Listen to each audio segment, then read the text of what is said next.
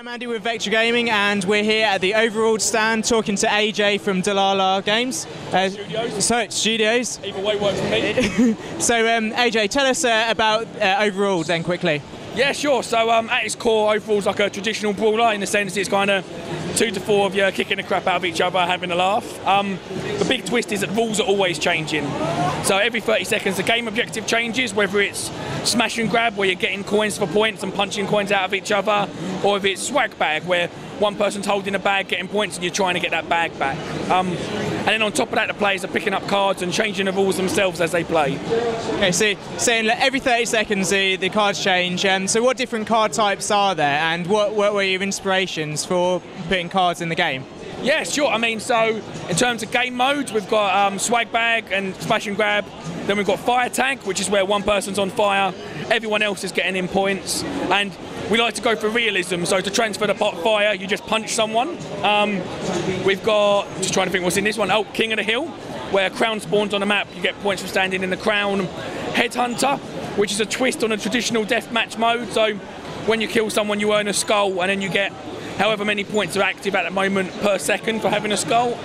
And they're kind of the main game types we have, but we have like 25 cards ranging from player shuffle, which switches your positions, to points changing, disabling double jump.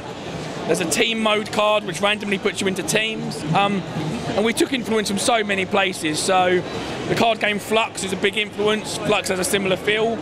But also like a big impact for me is the old Halo games. So instead of really earning my university degree, I pretty much just played Halo all the time. So I've tried to take some of the things I loved about the online Halo experience and try to transfer them over into our game. A kind of swag bags and homage to Oddball, and kind of the way the point structure works is kind of all influenced by Halo. So I noticed as well, just on the side of the booth here, we've got a load of different drawings. Is that some sort of competition you've got going for everyone, or? Yeah, so we're a big believer in free labour. No. So yeah, we've got a competition where we love that these expos getting people to draw character ideas. We pick the ones we like, we put them in game. So this build of the game behind me, I think, has got 3 characters in it that were drawn at expos throughout the year that we really like the ideas. So our artists brought them into our style when we put them in the game. Okay. So this is in early access as well. Yep. So are you taking a lot of feedback from the community and like changing the cards at all, or have you removed anything that you didn't think quite worked too well? Yeah, so community is the biggest thing. It's the reason we did early access. We released a new update on Thursday which had 69 new fixes, tweaks and features. This was a big one for us. It was the 4th one we've done in the last month, and it contained this build, which is a faster run speed, faster jump speed, punches have more impact, bigger knockbacks, all stuff the community's been saying to us. You know, everyone's kind of said the same thing. They're loving the idea of the mechanics and stuff, but combat was lacking, it needed more input, or could the game be a bit faster? So we started tweaking out. We built it for this reason, so we could tweak it. We tried what they said and we loved it. We were like, yes, you know what, the community's built a better version of our game than we have, so we released it to the public on Thursday.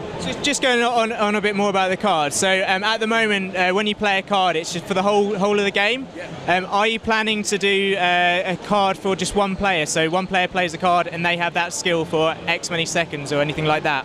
No, so the big thing with our cards is the game self-balances. Everything always applies to everyone. All our characters are equal stats. All our cards apply to everyone on the board effectively. We didn't want anyone to get advantages through, you know, kind of a character having better attack stats, better speed stats, and it's the same with the cards. We didn't want to have traditional power-ups. We wanted you to have to think about your decisions. This card is good for me, but that means it's also good for you. In the same way that this card is bad for you, but it's also bad for me. And it's really interesting. You get this cool dynamic where in 4-player games it's quite frantic and fast, but when you do a one-on-one, you notice that rather than players hoarding the positive cards, they start getting the negative ones. So rather than changing it to 10 points per second, they're more likely to change it to 1 point per second when their opponent's got a swag bag. And we just love that dynamic. Like, we never even planned for that. Like, I'm not going to sit here and take credit for it. Like, it just kind of happened naturally. So yeah, everything's always going to apply to everyone. In future updates, you may see some little sneaky tweaks on that. Like maybe if you're dead and a card gets played, it might be a bit different, but that's still to come. Awesome. So what's your favourite card to play in the game at the moment then? So I've got a couple of combinations I love. Fire tag, our game mode where you have to punch to transfer the fire.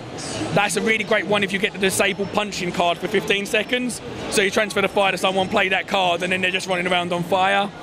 We've also had great moments where, with the card player shuffle, which switches positions, you'll get someone just about to get to a race checkpoint, they shuffle the cards and they're not there, or in team mode, somebody will throw the swag bag to their partner, player shuffle gets played and suddenly their opponent's caught it, and it's all these little funny moments that stack up. Awesome. So this is available on PC, and did I see you're going to do consoles as well, or is it already out on consoles? No, so right now it's PC, Mac and Linux in Steam Early Access. Around February, March, it will be coming out of Early Access, and that will be alongside a digital and full retail release on Xbox One and PlayStation 4. Brilliant. So I've been Andy with AJ looking at Overruled. So thanks very much for watching, and don't forget to check out all of our other EGX 2014 videos.